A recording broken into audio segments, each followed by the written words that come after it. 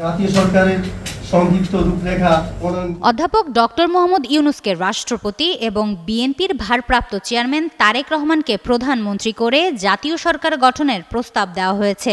এর সুষ্ঠু পরিচালনা আমাদের বর্তমান ও ভবিষ্যৎ। রোববার বিকালে রাজধানীর জাতীয় প্রেস ক্লাবের মানিক মিয়া হলে জাতীয় ঐক্য ও সংহতি পরিষদ আয়োজিত বাংলাদেশের কাঙ্ক্ষিত আগামীর জাতীয় সরকারের রূপরেখার উপর নাগরিক ভাবনা বিষয়ক মতবিনিময় সভায় এই প্রস্তাবনা তুলে ধরা হয়। বর্তমান দেশের সামাজিক প্রেক্ষাপটে একটি ক্রান্তিকাল।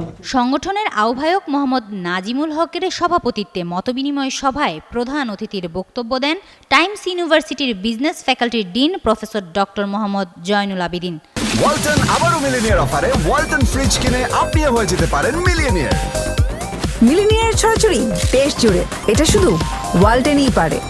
সকলে মিলে মতামত পরামর্শ প্রদানের মাধ্যমে জাতীয় সভায় জানানো হয় অন্তর্বর্তী সরকারের রাষ্ট্রপতি হিসেবে প্রস্তাব করা হয়েছে ডক্টর মোহাম্মদ ইউনূসকে, উপরাষ্ট্রপতি বদিউল আলম মজুমদার, প্রধানমন্ত্রী তারেক রহমান এবং উপপ্রধানমন্ত্রী হিসেবে জামায়াতের আমির ডাক্তার শফিকুর রহমানকে রাখা হয়েছে।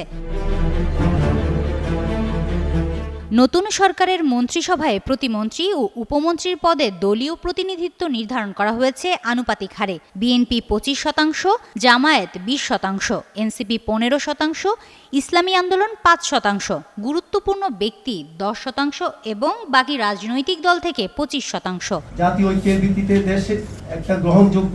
নাজিমুল হক বলেন, এই কাঠামোর ভিত্তিতে রাষ্ট্র পরিচালনার নীতি নির্ধারণ করা যেতে পারে, যার নাম হতে পারে জাতীয় সনদ। এই সনদের মাধ্যমে একচ্ছত্র ক্ষমতা প্রধানমন্ত্রীর হাতে রেখে রাষ্ট্রপতি, উপরাষ্ট্রপতি ও উপপ্রধানমন্ত্রীর মধ্যে দায়িত্ব বন্টনের মাধ্যমে ভারসাম্য আনা হবে। এতে শাসন ব্যবস্থায় স্বেচ্ছাচারিতা ও কর্তৃত্ববাদ কমবে, গড়ে উঠবে সমতা ও জবাবদিহির পরিবেশ। স্বৈরাচারমুক্ত বাংলাদেশে দেশপ্রেমিক সকল রাজনৈতিক দল। বক্তারা বলেন, জাতীয় সরকার মানে একটি সার্বজনীন অংশগ্রহণমূলক শাসন ব্যবস্থা, যেখানে সব শ্রেণী পেশার মানুষের সক্রিয় ভূমিকা থাকবে।